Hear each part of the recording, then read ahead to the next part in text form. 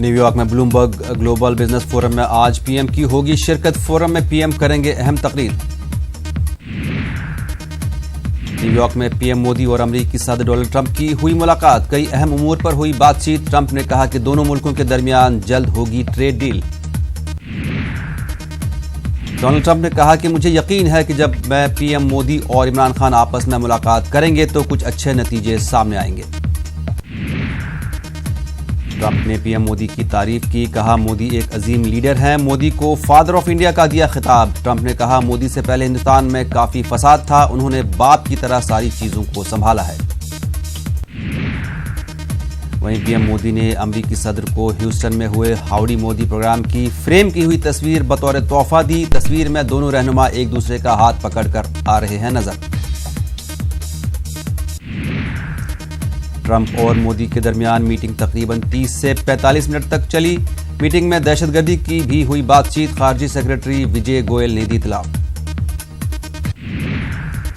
विजय गोयल ने कहा कि मीटिंग में पीएम मोदी ने यह साफ कहा है कि हम पाकिस्तान के साथ मुज़ाकरात के लिए तैयार हैं, लेकिन उससे पहले पाकिस्तान को उठाने होंगे कुछ ठोस इक़दाम, इसके बाद मुज़ाकरात मुमकिन हैं।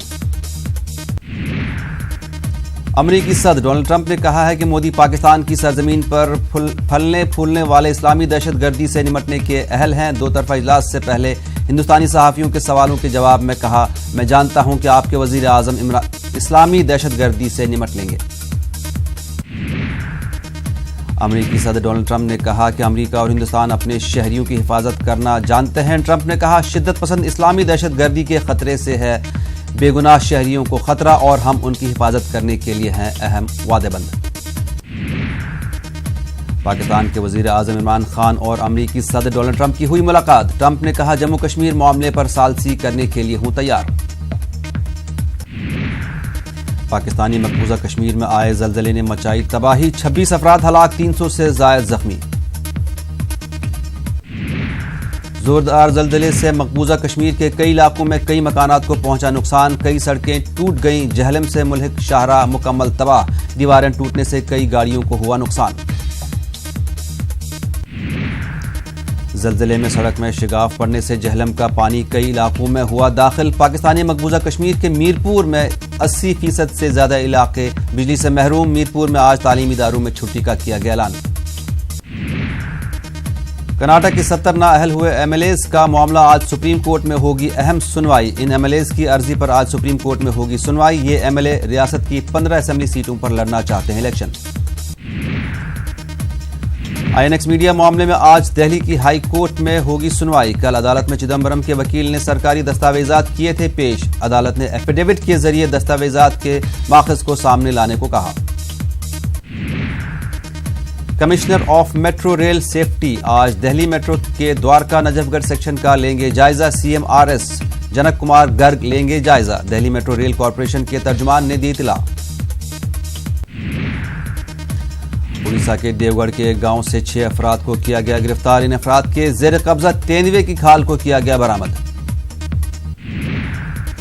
आज पंडित दीनदयाल उपाध्याय की सालगिरह है। वजीर दाखिला अमित शाह और बीजेपी के वर्किंग सदर जेपी नड्डा पेश करेंगे गुलहाए अकीदत। पंडित दीनदयाल उपाध्याय की 130वीं सालगिरह के मौके पर बीजेपी दीनदयाल उपाध्याय राष्ट्रीय स्मारक में प्रोग्राम का करेगी एहतमाम। प्रोग्राम में वजीर दिफा राजनाथ सिंह करेंगे शिरकत।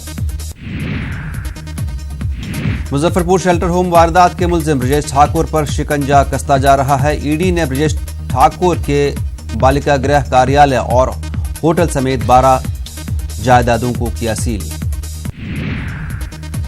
जर्मन चांसलर अंजेला मर्केल और ईरानी सदर हसन रूहानी की हुई मुलाकात। मर्केल ने कहा ईरान चाहता है कि अमेरिका से एक ही शर्त पर बातचीत होगी अगर उन पर लगी पाबंदियां हटा दी जाएं। मर्केल ने न्यूज कॉन्फ्रेंस में कहा कि मैंने हसन रूहानी की मांगों को खारिज किया। बॉलीवुड स्टार अमिताभ बच्चन को दादा साहब फाल्के अवार्ड से नवाजा जाएगा। अमिताभ बच्चन को सदी के महानायक का दर्जा मिल चुका है। बॉलीवुड में अमिताभ 50 साल से ज्यादा का सफर तय कर चुके हैं। हिंदुस्तान और जनूबी अफ्रीका के दरमियान होने वाले टेस्ट सीरीज से कबल टीम इंडिया को बड़ा झटका। स्पीडस्टर जसप्रीत बुमराह सीरीज से हुए बाहर। बुमराह के कमर में आई चोट। बुमराह की जगह उमेश यादव को टीम में किया गया है शामिल। 2 अक्टूबर से सीरीज होगी शुरू। दोनों टीमों को रही है जबरदस्त मशक।